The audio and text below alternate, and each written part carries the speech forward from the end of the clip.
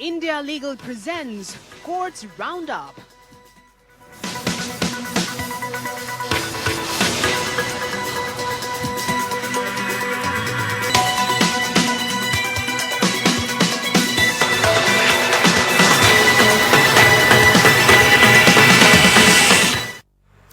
नमस्कार, बहुत स्वागत है आपका। आप देख रहे हैं हमारी खास पेशकश कोर्ट्स राउंडअप। मैं हूं आपके साथ नेहा दुबे। इस बुलेटिन में अगले आधे घंटे हम आपको कोर्ट से जुड़ी तमाम छोटी बड़ी खबरों से करवाएंगे रूबरू। कोर्ट की कार्रवाई और सुप्रीम कोर्ट से लेकर हाई कोर्ट्स और लो कोर्ट्स तक के फैसलों को रखेंगे आपके सामने।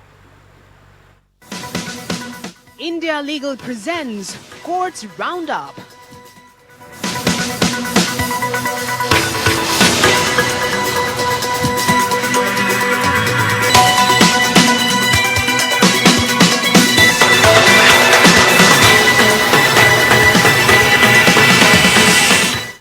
सुप्रीम कोर्ट ने 30 साल पुराने दहेज हत्या के मामले में पति की दोष सिद्धि बरकरार रखी है, क्योंकि भारतीय साक्ष्य अधिनियम की धारा 113B के तहत दहेज हत्या की धारणा पति द्वारा खारिज नहीं की गई थी। कोर्ट ने कहा कि जब अभियोजन पक्ष ने यह साबित करने का प्रारंभिक भार समाप्त कर दिया कि मृतक की मृत्यु उत्पीड़न और क्रूरता के कारण हुई और उसकी शादी की तारीख से 7 साल के भीतर 100% जलने की चोटों के कारण हुई थी, तो साक्ष्य अधिनियम की धारा 113B के तहत आरोपी के खिलाफ लगाए गए अनुमान खारिज करने का दायित्व आरोपी पर आ जाता है। कोर्ट ने कहा कि जिस पति ने उसी कमरे में उसके साथ वो सोया था वह बच गया, इसीलिए ये बताना उसके विशेष ज्ञान में है कि मृत्यु कैसे हुई। इसीलिए साक्ष्य अधिनियम की धारा 106 के अनुसार उस पर अतिरिक्त भार डाला गया, जिसमें कहा गया कि किसी व्यक्ति के विशेष ज्ञान में आने वाली बातों को साबित करने का भार उस व्यक्ति पर है। अगर वह किसी महिला को मृत्यु से पहले क्रूरता और उत्पीड़न का सामना करना पड़ा था तो मृत्यु दहेज की मांग के संबंध में हुई, तो धारा 113B के आधार पर उस व्यक्ति के खिलाफ यह अनुमान लगाया जाता है कि उसने दहेज हत्या का कारण बनाया। बता दें आपको, जस्टिस सीटी रवि कुमार और जस्टिस संजय करोल के खंडपीठ ने कहा है कि न्यायालय ने कहा है कि अपीलकर्ता अपने अनुमान को पूरा करने में विफल रहे हैं और धारा 313 CRPC के तहत बयान दर्ज करने के दौरान जब उन्हें दोषी ठहराने वाली सामग्री दी गई तो उन्होंने कोई स्पष्टीकरण नहीं दिया। कोर्ट ने निर्णय बरकरार रखा और आरोपी की दोष सिद्धि बरकरार रखी गई।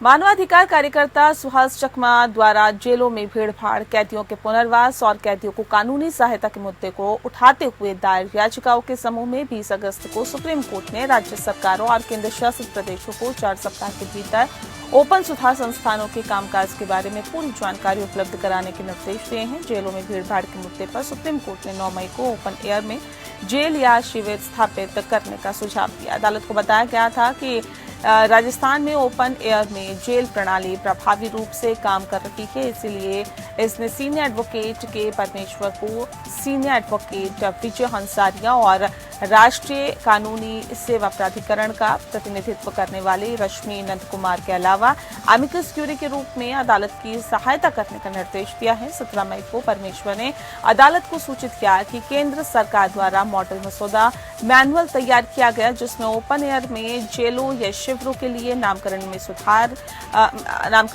के रूप में ओपन सुधार संस्थान शब्द का उपयोग किया गया। उन्होंने कहा कि उपलब्ध आंकड़ों से पता चलता है कि ऐसे संस्थानों का कम उपयोग किया जा रहा है, इसीलिए परमेश्वर ने ओपन सुधार की यहाँ पर बात कही है। साथ ही आपको बता दें कि संस्थानों को मजबूत करने का सुझाव दिया है, जिससे कि कैदियों के पुनर्वास में भी मदद मिलेगी और कैदियों के साथ होने वाले जातिगत भेदभाव को दूर किया जा सकेगा।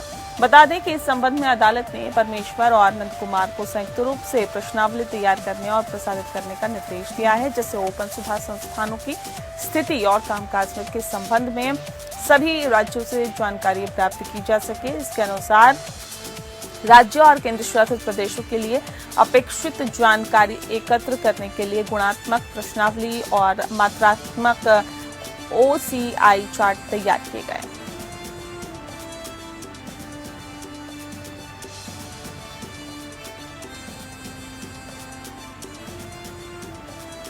सुप्रीम कोर्ट ने दोहराया कि चेक अनादर के मामलों को एनआई एक्ट की धारा 147 के तहत केवल शिकायतकर्ता की सहमति से समझौता किया जा सकता है। वर्तमान मामले में हाईकोर्ट ने धारा 482 सीआरपीसी के तहत अपनी अंतर्निहित शक्ति का हवाला देकर अपराध को समझौता कर लिया था और ऐसे में आपको बता दें कि भले ही शिकायतकर्ता ने सहमति नहीं दी थी, जस्टिस सीटी रवि कुमार और जस्टिस संजय करोल के खंडपीठ ने इन धाराओं में अंतर करते हुए कहा कि इस प्रकार धारा 482 सीआरपीसी की धारा 147 एनआई एक्ट का एकमात्र अवलोकन ये प्रकट करेगा कि भिन्न और विशिष्ट है।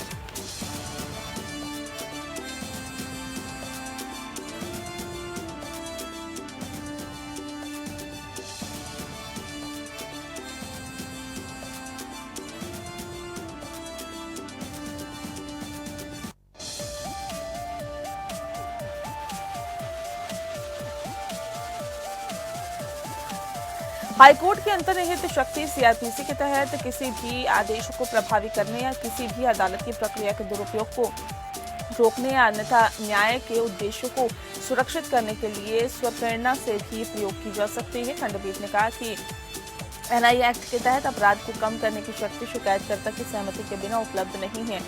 हम यहाँ ये भी जोड़ सकते हैं कि निश्चित रूप से धारा 482 सीआरपीसी के तहत शक्ति का आह्वान नहीं किया जा सकता है, जो एनआई एक्ट के तहत अपराध को कम करने की शक्ति के प्रयोग के लिए अनिवार्य कारक यानी शिकायतकर्ता की सहमति को नजरअंदाज करता है। वर्तमान मुद्दा एनआई एक्ट के तहत धारा 138 के तहत वर्तमान अपीलकर्ता द्वारा दायर शिकायत मामले से उत्पन्न हुआ। प्रतिवादी द्वारा अपराध को कम करने के लिए आवेदन दायर किया गया, हालांकि ट्रायल कोर्ट ने इसे खारिज कर दिया और हाई कोर्ट ने इसे अनुमति दे दी। वर्तमान मुद्दा एनआई एक्ट की धारा 138 के तहत वर्तमान अपीलकर्ता द्वारा दायर शिकायत मामले से उत्पन्न हुआ है। प्रतिवादियों द्वारा अपराध को कम करने के लिए आवेदन करने के साथ ही किया गया।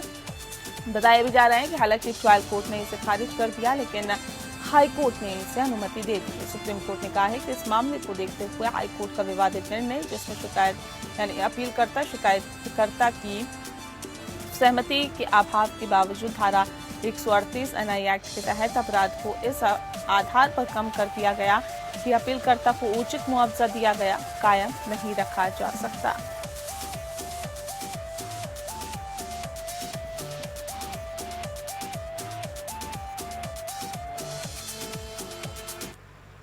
सुप्रीम कोर्ट ने 23 अगस्त को सीबीआई स्पेशल जज द्वारा कर्नाटक ईएमटीए कोल माइंस लिमिटेड सहित अपीलकर्ताओं के खिलाफ भ्रष्टाचार के मामले में आरोप तय करने के 2 आदेशों को खारिज कर दिया। इस मामले में अपीलकर्ताओं ने मनोहर लाल शर्मा बनाम प्रमुख सचिव केस में सुप्रीम कोर्ट द्वारा पारित निर्देशों के आलोक में भारतीय संविधान के अनुच्छेद 136 के तहत आपराधिक अपील दायर की थी। मनोहर लाल मामले में अनुच्छेद 32 के तहत याचिका दायर की गई, जिसमें 1993 से 2011 के बीच की अवधि के लिए निजी कंपनियों को कोयला ब्लॉक के आवंटन को इस आधार पर चुनौती दी गई।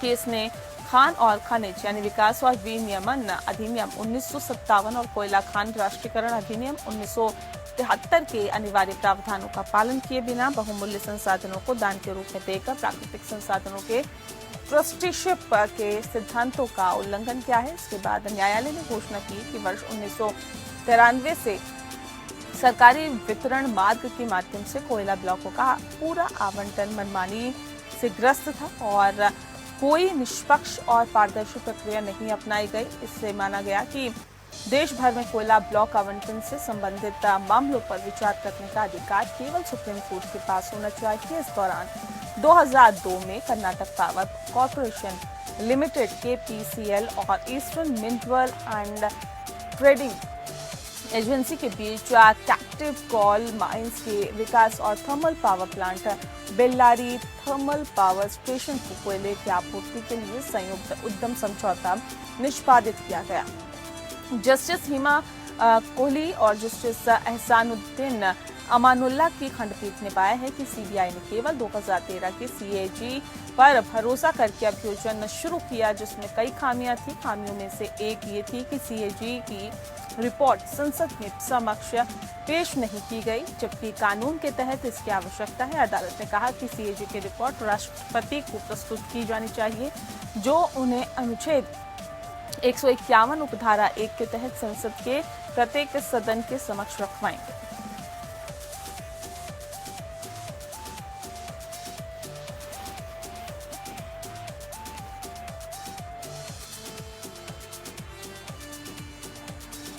सुप्रीम कोर्ट इस मुद्दे पर विचार करेगा कि क्या विवाह को अमान्य घोषित किए जाने पर गुजारा भत्ता दिया जा सकता है। जस्टिस विक्रम नाथ और जस्टिस पी वराले के खंडपीठ ने कहा कि हिंदू विवाह अधिनियम 1955 की धारा 24 और 25 की व्याख्या करने की अंदर विभिन्न खंडपीठों के निर्णय में परस्पर विरोधी विचार सामने आए हैं। इस मुद्दे को सुलझाने के लिए 3 जजों की पीठ गठित की जानी चाहिए। एक्ट की धारा 24 पति पत्नी के बीच हिंदू मैरिज एक्ट के तहत लंबित मुकदमे के दौरान अंतरिम भरण पोषण का प्रावधान करती है। धारा 25 स्थायी गुजारा भत्ता और भरण पोषण का प्रावधान करती है। हिंदू मैरिज एक्ट की धारा 11 के अनुसार यदि विवाह के द्विविवाह का तत्व है, पति पत्नी संबंध की निश्चित डिग्री के भीतर है या दोनों पक्ष अधिनियम की धारा 5 के तहत एक दूसरे के सपिंड है, तो विवाह अमान्य घोषित किया जाता है। आगे कहा गया कि पक्षों की ओर से उपस्थित एडवोकेट ने बार में कहा है कि इन मामलों पर 3 जजों की पीठ द्वारा विचार किए जाने की आवश्यकता है, क्योंकि हिंदू मैरिज एक्ट की धारा 24 और 25 की प्रयोज्यता पर परस्पर विरोधी विचार है कि क्या विवाह को अमान्य घोषित किए जाने की स्थिति में गुजारा भत्ता दिया जा सकता है। आगे कहा गया कि पक्षों की ओर से उपस्थित एडवोकेट ने बार में कहा कि इन मामलों पर 3 जजों की पीठ द्वारा विचार किए जाने की आवश्यकता है, क्योंकि हिंदू मैरिज एक्ट की धारा 24 और 25 की प्रयोज्यता पर परस्पर विरोधी विचार है और क्या विवाह को अमान्य घोषित किए जाने की स्थिति में गुजारा भत्ता दिया जा सकता है। न्यायालय ने इस मामले की जांच के लिए 3 जजों की पीठ गठित करने के लिए चीफ जस्टिस डी.वाई. चंद्रचूड़ के समक्ष अभिलेख प्रस्तुत करने के निर्देश दिए। सुप्रीम कोर्ट ने कहा है कि अनुसूचित जाति और अनुसूचित जनजाति अत्याचार निवारण अधिनियम 1989 या SC/ST एक्ट की धारा 18 के तहत अग्रिम जमानत पर रोक तब तक लागू नहीं होती जब तक कि आरोपी के खिलाफ अधिनियम के तहत प्रथम दृष्टया मामला सिद्ध न हो जाए। कोर्ट ने कहा कि अगर शिकायत में संदर्भित सामग्री और शिकायत को प्रथम दृष्टया पढ़ने पर अपराध के लिए आवश्यक तत्व सिद्ध नहीं होते तो धारा 18 का प्रतिबंध लागू नहीं होगा। अदालतों के लिए गिरफ्तारी से पहले जमानत देने की याचिका पर उसके गुण दोष के आधार पर विचार करना खुला होगा। कोर्ट ने इस बात प्रकाश डाला कि ऐसे मामलों में अदालत को आरोपी से गिरफ्तारी से पहले जमानत देने से पूरी तरह से रोका नहीं जा सकता। Justice JB. पार्दीवाला और जस्टिस मनोज मिश्रा की खंडपीठ ने विधायक पी.वी. निजियन के खिलाफ कथित अपमानजनक टिप्पणी करने के आपराधिक मामले में मलयालम यूट्यूब चैनल के संपादक शाजन स्कारिया को अग्रिम जमानत देते हुए ये बात कही है। स्कारिया को आपको बता दें कि स्कारिया ने जिला खेल परिषद की अध्यक्ष के रूप में श्री निजिन द्वारा खेल छात्रावास के कथित कुप्रबंधन के बारे में न्यूज प्रसारित की थी और न्यायालय ने केरल हाईकोर्ट द्वारा जून 2023 में दिए गए उस फैसले को खारिज कर दिया जिसमें उन्हें अग्रिम जमानत देने से इनकार किया गया था। न्यायालय ने कहा कि ऐसे मामले में जहां कथित आपत्तिजनक सामग्री सोशल मीडिया पर अपलोड होने के कारण सार्वजनिक डोमेन में उपलब्ध है, अदालतों को उन सामग्रियों की जांच करने का विवेकाधिकार होना चाहिए जिन पर शिकायतकर्ता ने दर्ज करवाई है। आपको बता दें कि न्यायालय ने कहा है कि हम केवल इतना कह सकते हैं कि इस तरह के मामलों में अदालतों को शिकायत के लिए किए गए कथनों की पुष्टि करने के अलावा उन सामग्रियों को देखने का विवेकाधिकार होना चाहिए जिनके आधार पर शिकायत दर्ज की गई।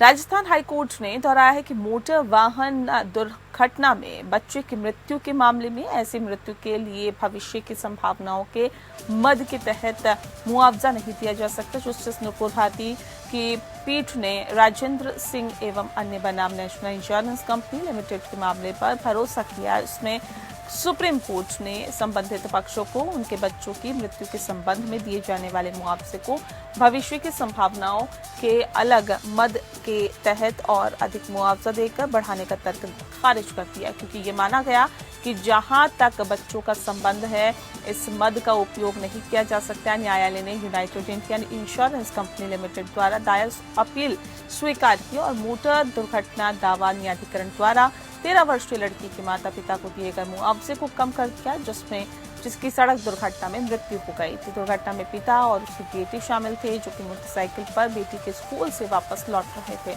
जब वे ट्रैक्टर से दुर्घटनाग्रस्त हो गए, जिसे चालक द्वारा लापरवाही से चलाया जा रहा था। परिणाम स्वरूप पिता को चोट आई और जबकि बेटी की मृत्यु हो गई। ट्रिब्यूनल ने पिता की चोटों और बेटी की मृत्यु दोनों के लिए मुआवजा देने का आदेश दिया था। बीमा कंपनी को इसका भुगतान करने का निर्देश दिया गया था। दोनों दावों के खिलाफ बीमा कंपनी द्वारा अपील दायर की गई थी और मृतक बेटी के लिए मुआवजे की मात्रा पर सवाल उठाते हुए वकील द्वारा उठाए गए तर्कों में से एक ये था कि बेटी केवल 13 वर्ष की थी, इसीलिए किसी भी तरह से अपने माता पिता की सहायता नहीं कर रही थी, इसीलिए उसके संबंध में भविष्य की संभावनाओं के तहत कोई राशि नहीं दी जा सकती, जो ट्रिब्यूनल द्वारा दी गई। न्यायालय ने तर्क में काफी बल पाया और तदनुसार आपको बता दें कि भविष्य की संभावनाओं के शीर्षक के तहत राशि को हटाकर मृतक बच्चे के लिए ट्रिब्यूनल द्वारा दिए गए कम मुआवजे यानी कि दिए गए मुआवजे को कम दिया गया और ऐसे में अपील को उस सीमा तक की अनुमति दे दी गई।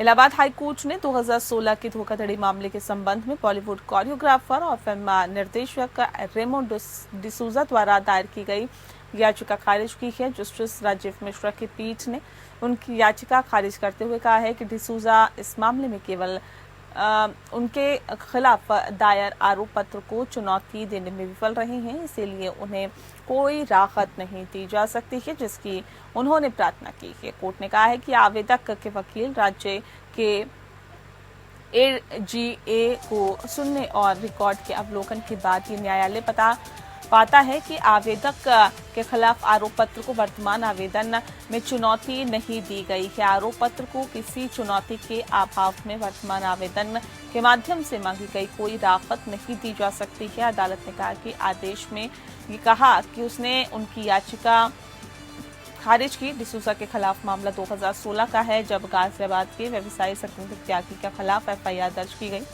एफआईआर में आरोप लगाया गया कि डिसूजा ने उन्हें अपनी आगामी फिल्म अमर मस्ट डाई के फाइनेंस के लिए 2016 में 5 करोड़ रुपए निवेश करने का सुझाव दिया, इस वादे के साथ कि त्यागी फिल्म की रिलीज के बाद दोगुनी राशि यानी 10 करोड़ रुपए मिलेगी।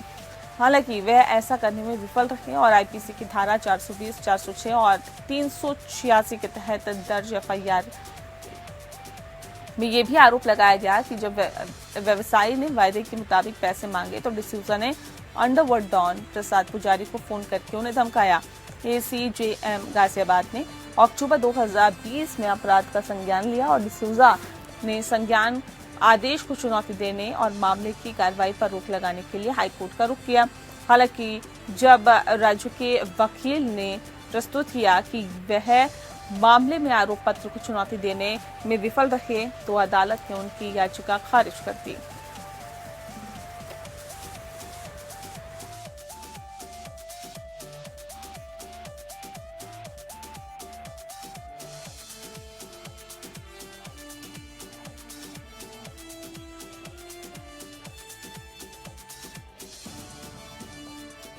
आरक्षित वर्गों को आरक्षण का लाभ प्रदान करने के लिए 2 प्रकार की व्यवस्थाएं अपनाई जाती है, वर्टिकल आरक्षण और हॉरिजॉन्टल आरक्षण। आइए इंडिया लीगल के वेब रिपोर्टर से समझते हैं कि दोनों में आकर फर्क क्या होता है, अंतर क्या होता है।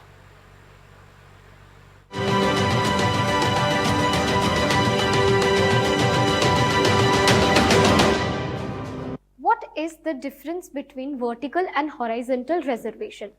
वर्टिकल रिजर्वेशन का मतलब होता है आरक्षण जो खास सोशल कैटेगरीज के लिए दिए जाते हैं, शेड्यूल कास्ट, शेड्यूल ट्राइब्स और अदर बैकवर्ड्स के लिए। ये आरक्षण सीधा टोटली अवेलेबल सीट्स का पोजीशन पर लागू होता है। इन ग्रुप्स के लिए अलग अलग आरक्षण होते हैं जो article 16 clause 4 of Indian constitution के तहत आता है। Indra Sawhney versus union of India 1992 case में सुप्रीम कोर्ट ने क्लैरिफाई किया कि ये वर्टिकल रिजर्वेशन का पर्पस हिस्टोरिकल इनजस्टिस को एड्रेस करना और इन ग्रुप्स का पब्लिक एम्प्लॉयमेंट और एजुकेशन में रिप्रेजेंट इंश्योर करना है। वर्टिकल रिजर्वेशन फिक्स्ड होता है और हर कैटेगरी में सेपरेटली अप्लाई होता है। हॉरिजॉन्टल रिजर्वेशन दूसरी तरफ सभी वर्टिकल कैटेगरीज में लागू होते हैं और ये आरक्षण उन ग्रुप के लिए होता है जैसे महिला, पीपल विद डिसेबिलिटीज या ex serviceman. Anil Kumar Gupta versus state of Uttar Pradesh 1995 case में सुप्रीम कोर्ट ने एक्सप्लेन किया कि हॉरिजॉन्टल रिजर्वेशन का मकसद इन स्पेसिफिक ग्रुप्स का हर वर्टिकल कैटेगरीज में रिप्रेजेंटेशन इंश्योर करना है। फॉर एग्जाम्पल, अगर महिलाओं के लिए 30% हॉरिजॉन्टल रिजर्वेशन है, मतलब है कि हर वर्टिकल कैटेगरीज जैसे SC, ST, OBC में 30% सीट महिलाओं के लिए रिजर्व्ड होंगे।